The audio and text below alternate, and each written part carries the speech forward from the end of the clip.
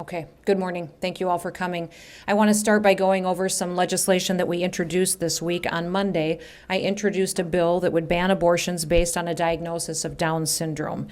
In this particular case, we've seen media reports that have talked about other countries like Iceland and Denmark who are aborting nearly every preborn child that's been diagnosed with Down syndrome.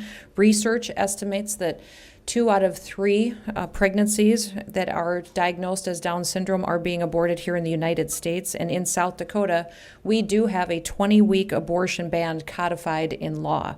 At times, people have said that we don't need this bill that I introduced this week, and I would disagree with that because we do have the ability to test for Down syndrome after 10 weeks of pregnancy. And again, at 15 weeks, there is another test that is available. So this legislation will protect preborn children that are diagnosed with Down syndrome from being discriminated against solely because God gave them an extra chromosome. On Tuesday, I introduced 2 bills that would protect private property rights. Both bills are related to the Department of Game, Fish, and Parks. We announced open fields legislation to codify current Game, Fish, and Parks policy that protects the property rights of landowners.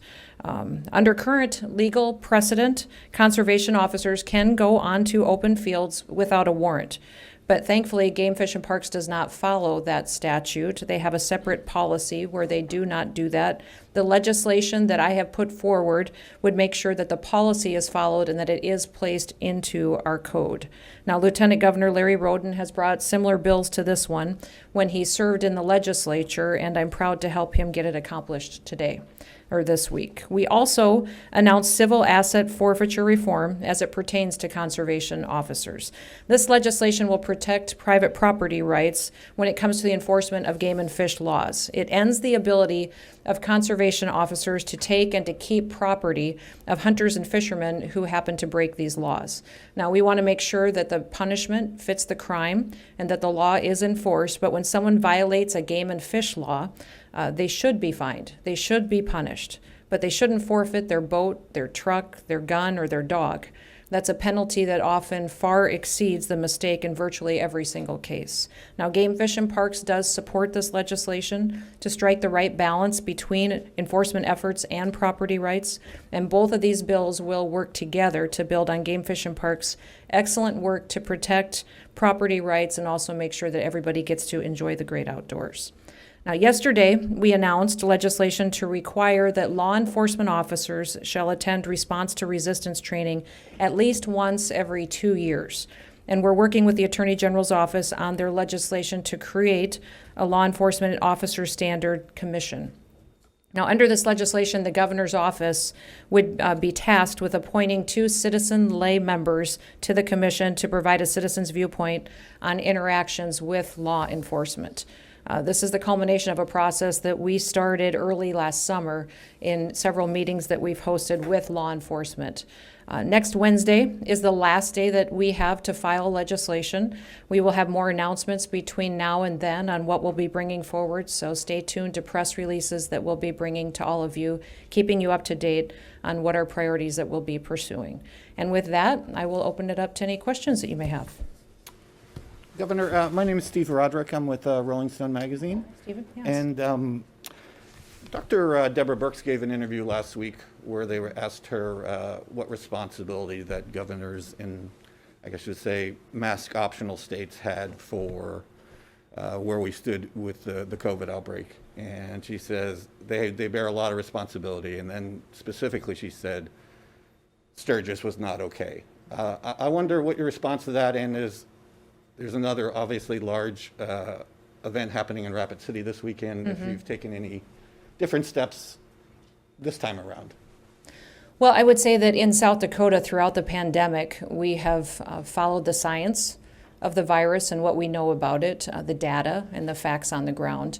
And then we've given the people that live here all the information that we have that of ways they can protect their health, take care of their family, but also exercise personal responsibility.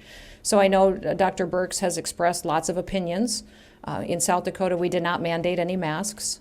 We told people that they should wear one if they feel inclined to do so, but also that I didn't necessarily want people shamed if they chose not to. but left that up to individuals to decide. So we have gone through a very tough year in this country. We've tragically lost a lot of people, but I think in South Dakota, overwhelmingly, people have banded together, worked together to protect our health, but also make sure that we protected our way of life too. They were able to put food on the table, keep a roof over their heads, and that we are going to continue to get through it together. Okay, thank you. Governor Noem, Chris Von Drachik from Forum News Service. Yes. Do you think that we're headed for a second wave? And if so, would there be a change in course in terms of like a mask mandate or a social distancing kind of restrictions? You know, I think it's different when you look from across the country on where we see cases continuing to increase and decrease. Right now, our case numbers are down, which is extremely encouraging for everybody. I know our Department of Health and the doctors and public health providers in the state are very encouraged by that. At our peak, Dr. Fauci had told me to prepare for 10,000 people in the hospital on our worst day. Our worst day was a little over 600 people in the hospital. I told the public that we were going to continue to focus on taking care of people. Should they get sick, we were going to make sure we had hospital capacity for that. We still have that capacity available today. We have a little over 100 people in the hospital, so we're in a good spot. I do want everybody to keep some perspective that we peaked earlier than other states. We are seeing huge increases in cases in states like Pennsylvania and Arizona and Rhode Island. Those states have taken different enforcement actions. They've had mask mandates. They've had businesses shut down. They've devastated many families economically throughout the pandemic. And so as this virus travels across the country, there may have been different decisions that governors have made. But in South Dakota, we peaked early. We're down now. We see that also other areas of the country are peaking now, and they took different actions, and we have to continue to watch that data going forward. I don't think the people of South Dakota agree that we should have done something differently. I think they've appreciated the fact that I trusted them, and I gave them all the information that I had. Austin Goss, Dakota News Now. Governor, I want to get your opinion on HB 1089 regarding release of information, security costs, and just your opinion on that, and if you think that coincides with your campaign promise of transparency. Well, I don't talk about security. I never have, and no governor ever has. It's for obvious reasons. That's not something I should be commenting on. Governor Stephen Gross from the AP. I'm going to take us back to November. Okay. So you called the election systems rigged shortly after the election. Was that a mistake, and were the presidential elections free and fair? You know, President Biden is in office. If you've watched what he's been doing since he's been in office, he's done a lot of executive orders and taken actions that are going to be very hard for the state of South Dakota to cope with and will impact each of our families and our economy going forward. So I think from here, what I choose to do is to look forward and to know that this is the administration that I'm going to have to work with to try to make sure that South Dakota continues to excel and our people do well, and I'm focused on that. So I took a little bit of a road trip, and I talked to Republican voters just to get their feelings on the election. I encountered a lot of confusion. Do you think it's your responsibility as governor, as the highest elected official in this office, to provide some clarity and speak to whether the election was free and fair? I think I've been extremely forthright on the election. I think that we went out and spoke about the election, said that President Trump, after the election, deserved his day in court. He went to court, did not get a different result. Therefore, we now have President Biden. And I have talked about President Biden, my willingness to work with this administration to do my job as governor of the state of South Dakota, and I'll continue to do that. In being forthright, was the election free and fair? I think that we deserve fair and transparent elections. I think there's a lot of people who have doubts about that. I'm really hopeful that across this country that we can see some efforts to bring more transparency to the election process in many states. Lisa Rubinger, SDPB. You talked about civil asset forfeiture with game wardens. Following the death of George Floyd, you said that also may need to be looked at in terms of law enforcement you talked about looking at police union contracts and discussing qualified immunity. Are those other proposals that you plan on bringing? We're still having discussions on some of those issues, but when I referenced in my opening comments about having meetings with law enforcement, it was after that event that happened in Minneapolis and recognizing that we needed to get people in the room and start talking about solutions. I've appreciated the partnership we have with law enforcement here in South Dakota. A lot of outstanding men and women step up and serve, and they've been partnering with us and DCI and the Attorney General's office to come up with some solutions that we think the people of South Dakota will appreciate and value. And as for the 2 citizens on the review board, Yep. Should that include a Black and Indigenous people? We're not specifying that in the legislation at all. Governor, when you were talking about that police reform bill, and that, like he has said, you had been talking about that since June of last year, what conversations have you had with law enforcement officers around the state to make it feasible for both citizens and law enforcement officers? To make what feasible? Just your legislation and proposals. Well, I think that the citizens of the state appreciate our law enforcement. They recognize the sacrifices that they make and how they put their lives in jeopardy for us each and every day. But they also want to know that there's conversations going back and forth, communications, and I think this commission's an important part of that. So it's a great step and something that we're seeing a lot of support out of legislators for, and we're continuing our work. I don't think we're finished when we pass these bills, but we'll continue to work to make sure that we have the great relationship with law enforcement that we've always had. Jonathan? This is Mark with the Pioneer. Mark, I'm going to go to Jonathan in the room, and then I'll come to you. Yeah, Governor, yesterday we were treated to a great several hours of constitutional law thanks to the Amendment A challenge that you're behind. I'm curious, the supporters have said that if they lose here, they're coming back with something again that would probably be less favorable than what the state would get out of what passed in terms of tax revenue. I'm concerned, do you feel like on this you're gambling and by winning you might ultimately lose down the road? So I didn't hear that conversation. I'm not sure what they would come back with. All I can do is look at what's happening in the court system today and wait for a result. That's why this is in court, and the cases were presented yesterday. We'll have to wait several more weeks to see what the decision is. We expect that it could end up in front of the Supreme Court. Another question on that lawsuit. Oh, I'm sorry. Mark, yes, go ahead. Thank you, Governor. The response to resistance training legislation, can you describe what that's going to be a little bit more? Is that the buzzword de-escalation training? Well, it's specific legislation that would allow our law enforcement officers to be prepared to go into any situation that they may face and to be trained on a regular basis. So every 2 years, they would have the ability to go to a training seminar or event where it would prepare them to respond to resistance in an appropriate manner. Abby Wargo, Capital Journal. I'm going to go to Stephen and Abby, then I'll come to you. Is that okay? Okay. So going back to the lawsuit, lawyers for Colonel Miller had argued in court yesterday that they effectively brought the lawsuit on your behalf as Colonel Miller being part of your administration. And they said that you weren't able to file it yourself because you were dealing with a global pandemic. I'm wondering if traveling out of state and campaigning also had to deal with, also affected your ability to file that lawsuit or your ability to present an effective campaign against the Amendment A, which you opposed.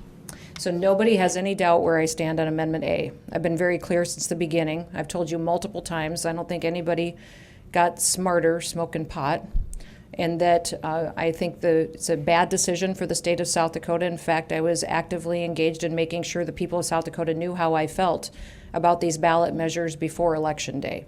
Colonel Miller volunteered to bring the litigation, and we are a part of this discussion that's ongoing.